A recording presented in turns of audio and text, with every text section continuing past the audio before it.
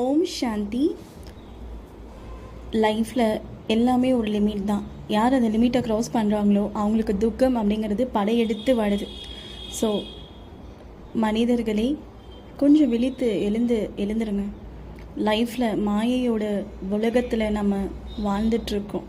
இந்த மாயாவோட உலகத்தில் அதோட டார்கெட்டே மனிதர்கள், வைபோகங்கள், அந்தஸ்தான வாழ்க்கை, அழகான உடல், ஆரோக்கியமான உடல், இது எல்லாமே இருக்கலாம். ஆனால் அதற்கு நம்ம அடிமை ஆகக்கூடாது. உறவுகள் கிட்டேயோ, பணத்துக்கிட்டேயோ, அழகு கிட்டேயோ, நம்மளோட உடல் கிட்டேயோ அபிமானம் இருக்கவே கூடாது. நம்ம எல்லாமே வச்சுக்கலாம், யூஸ் பண்ணலாம், பழகலாம், வைபோகங்கள், காரு, வீடு வாங்கலாம், சம்பாதிக்கலாம், நல்லா வெளியே போகலாம், ஜாலியாக இருக்கலாம். ஆனால் அதுக்கு அடிமையாக ஆகக்கூடாது. ஆனால் இது சாத்தியம் கிடையாது.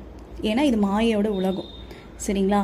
அப்போது யோசிச்சு பாருங்கள், வாழ்க்கையில் நம்ம மனுஷங்களுக்கு ரொம்ப அடிமையாயிட்டோம் அப்படின்னா அவங்கள டிபெண்ட் பண்ணி நம்ம இருப்போம். பொருள் அது இதுன்னு அடிமையாக இருந்தோம்னா எல்லாத்துக்கும் டிபெண்ட் பண்ணி இருக்கும் பொழுது ஒரு டைம் மாயை என்ன பண்ணும், அதோட ஃபோர்ஸ் மாயைக்கு உருவம் கிடையாது, பட் அதோட தீய சக்தி. அது என்ன பண்ணும் அப்படின்னா அதோட ஃபோர்ஸுகள் உங்களை இழுத்துரும். மனிதர்கள் மேலே அதிகமாக பற்று வைக்கும். இந்த வீடு, பொருள், கடனுடெல்லாம் வாங்கி வீடு கட்டுவீங்க, கடைசியில் அது உங்களுக்கு இல்லாத மாதிரி பண்ணி விட்டுரும். அப்போ நீங்கள் ரொம்ப துடிப்பீங்க. அப்போது கடவுள் என்ன சொல்கிறாருன்னா, நீங்கள் எல்லார்கிட்டேயும் பழகுங்க, ஆனால் அந்த லிமிட்டை க்ராஸ் பண்ணாதீங்க. ஆனால் அதுக்கு முடியாது இல்லையா? என்ன அப்படின்னா அதுக்கு சக்தி வேணும், ஆத்மாவுக்கு அந்த பலம் வேணும் இல்லையா? நான் உடல் அப்படின்னு நினைக்கிறதுனால தான் இங்கு எல்லைக்குட்பட்ட இந்த விஷயங்களில் இந்த உலகத்தில் இருக்கவங்க மாட்டிகிட்டு இருக்காங்க.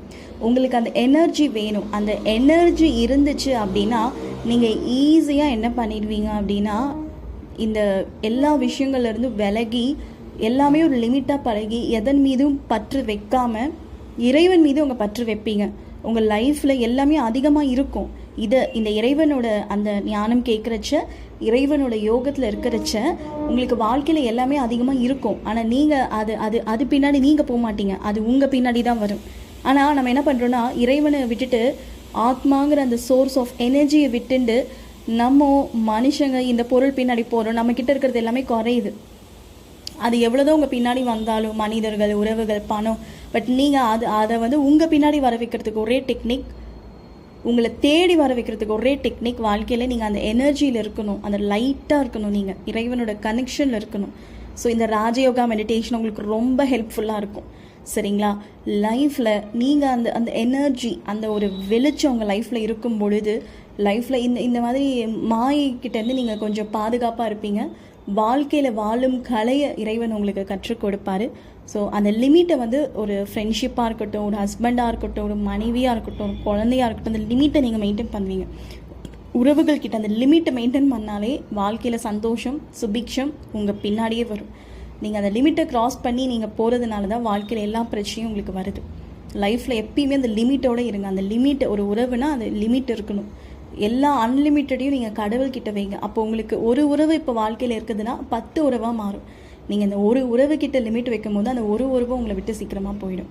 அதே மாதிரி தான் உங்ககிட்ட இப்போ ஒரு கார் இருக்குன்னா நீங்கள் இறைவன்கிட்ட உறவு வைக்கும் போது 10 கார் உங்களை தேடி வரும். இது எல்லாமே இன்க்ரீஸ் ஆகிட்டே இருக்கும் இறைவன்கிட்ட அந்த உறவு, இறைவன்கிட்ட அந்த கனெக்ஷனில் இருக்கும் பொழுது. ஸோ அதனால தான் இறைவன் சொல்கிறாரு, என் மீது பற்றுவீங்க. இப்போது இந்த கலியுகம் இறுதி ஆயிடுச்சு.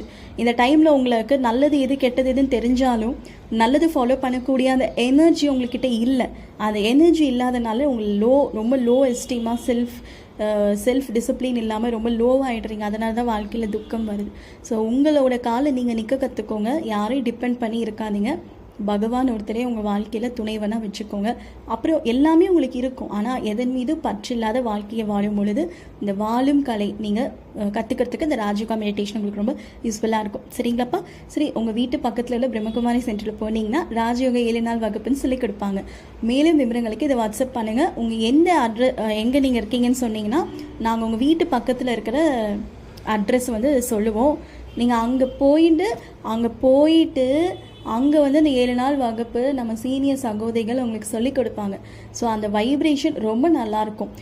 எப்படி நீங்கள் ஒரு கோயிலுக்கு போகிறீங்க அப்படின்னா அங்கே ரொம்ப வைப்ரேஷன் நல்லாயிருக்கு நம்ம ஃபீல் பண்ணுறோம்ல, அதே போல் தாங்க அங்கே மெடிடேஷன் கிளாஸ் போகும் பொழுது அங்கே உள்ள அந்த வைப்ரேஷன், பகவானோட அந்த எனர்ஜியை நீங்கள் ஃபீல் பண்ணுவீங்க. அந்த பிரபஞ்சத்தோட சக்தியை நீங்கள் ஃபீல் பண்ணுவீங்க.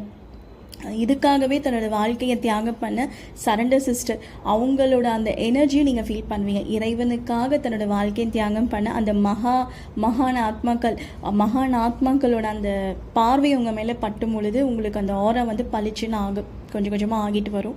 ஸோ அதனால தான் கடவுள் சொல்கிறாரு, நீங்கள் ஆன்லைன் வந்து ஜஸ்ட்டு ஒரு உங்களோட பூஸ்டப் பண்ணுறதுக்கு தான். பட் மெயினே வந்து அங்கே மகாரதிகள் கிட்ட போய் நீங்கள் கிளாஸ் கேட்டு அவங்க தாதி தீதிங்கிட்ட பிளெஸ்ஸிங் வாங்கும் பொழுது உங்களோட லைஃப் சுபிக்ஷமாக இருக்கும். எப்படி கோயிலுக்கு போய் நம்ம கடவுள்கிட்ட ஆசீர்வாதம் வாங்குறோமோ அந்த மாதிரி பகவானோட அந்த சத் சங்கத்துக்கு போய் அங்கே அவரோட எனர்ஜியை இவங்க வச்சுருப்பாங்க. இவங்க கடவுள் கிடையாது, சிஸ்டரோ பிரதரோ, இவங்க மூலிமா அந்த கடவுளோட எனர்ஜியை உங்களால் ஃபீல் பண்ண முடியும். ஸோ அதனால தான் சொல்லப்படுது, ஆன்லைனில் கேட்குறத விட நேரில் போய் எப்படி தீட்சை வாங்குறாங்களோ அந்த மாதிரி நேரில் போய் கடவுளோட தீட்சையை வாங்குறதுக்கு அருகில் உள்ள ராஜயோக மெடிடேஷன் ஆஃப் பிரம்மகுமாரிஸை கான்டாக்ட் பண்ணுங்கள். ஓம் சாந்தி. தேங்க்யூ.